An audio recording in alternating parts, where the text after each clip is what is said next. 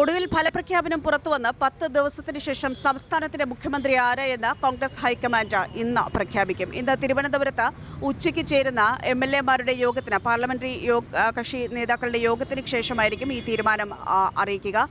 മുദ്രവെച്ച കവറിലായിരിക്കും ദീപാദാസ് മുൻഷിക്ക് ഈ തീരുമാനം നൽകുക. ഇത് യോഗത്തിൽ പ്രഖ്യാപിക്കുകയും ചെയ്യും. AICC നിരീക്ഷകരും ഈ യോഗത്തിൽ പങ്കെടുക്കുന്നുണ്ടാവും. അതേസമയം ഇപ്പോഴും നേതാക്കൾക്കല്ലാതെ, മുതിർന്ന നേതാക്കൾക്കല്ലാതെ, മല്ലികാർജ്ജുന ഖാർഗെ ഒപ്പം രാഹുൽ ഗാന്ധി, പ്രിയങ്ക ഗാന്ധി എന്നിവർക്കല്ലാതെ ആരാണ് കേരളത്തിൻ്റെ മുഖ്യമന്ത്രിയാകുക എന്ന കാര്യത്തിൽ ഇതുവരെയും ഒരു അറിയിപ്പും ലഭിച്ചിട്ടില്ല. ഔദ്യോഗികമായി ഒരു അറിയിപ്പും ലഭിച്ചിട്ടില്ല. അനൗദ്യോഗികമായി ഇപ്പോൾ ഇതുവരെ ഉയർന്നു കേട്ട 3 പേരുകളും ഇപ്പോഴും ചർച്ചയിൽ തുടരുകയാണ്.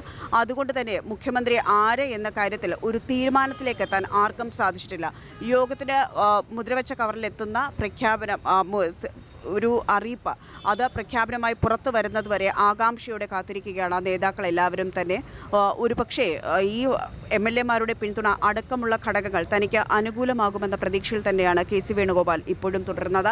VD സതീശനെ സംബന്ധിച്ചിടത്തോളം പിന്തുണയുണ്ട്.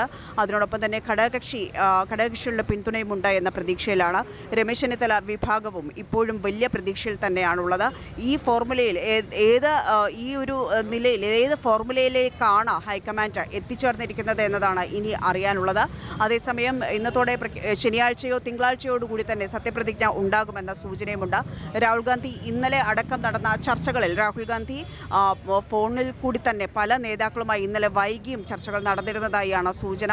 ഏതാണ്ട് ഒരു തീരുമാനത്തിലേക്ക്, വളരെ കൃത്യമായി തന്നെ തീരുമാനത്തിലേക്ക് എത്തിച്ചേർന്നിരിക്കുന്നു എന്ന സൂചനയും ലഭിക്കുകയുണ്ടായി. ഇന്ന് രാവിലെ തന്നെ നേതാക്കളെല്ലാം തന്നെ, MLA-മാരടക്കമുള്ളവരെല്ലാം തന്നെ ഇപ്പോൾ തിരുവനന്തപുരത്തേക്ക് എത്തിച്ചേർന്നുകൊണ്ടിരിക്കുകയാണ്. KPCC-യിൽ വെച്ച് നടക്കുന്ന യോഗത്തിൽ വെച്ച പ്രഖ്യാപനമുണ്ടാകും. ഇതിന് ഇനി ഉച്ചയോടുകൂടി തന്നെ പ്രഖ്യാപനമുണ്ടാകും. പക്ഷേ ഈ സമയത്തും ഇപ്പോഴും കൃത്യമായ ഒരു ചിത്രം ലഭ്യമായിട്ടില്ല എന്നുള്ളതാണ് ഏറെ ശ്രദ്ധേയമായ കാര്യം. ഏത് തരത്തിലാണെങ്കിലും ശരി, ഈ 3 നേതാക്കളെ ഒരുമിച്ച് കൊണ്ടുപോവുക എന്നൊരു കാര്യത്തിലേക്കായിരിക്കും ഹൈക്കമാൻഡ് ഒരു ഇത് നൽകുക, ഒരു മുൻതൂക്കം നൽകുക. 3 നേതാക്കളെയും സമവായത്തിലെത്തിക്കുക, അത് ഏത് തരത്തിൽ സാധ്യമാകുമെന്ന ചോദ്യമാണ് ഇപ്പോഴും മുന്നിൽ നിൽക്കുന്നത്. ഇന്ന് ഉച്ചയോടുകൂടി ഈ കാര്യത്തിൽ ഒരു തീരുമാനമുണ്ടാകും. അതുവരെ ആകാംക്ഷയോടെ കാത്തിരിക്കുകയാണ്.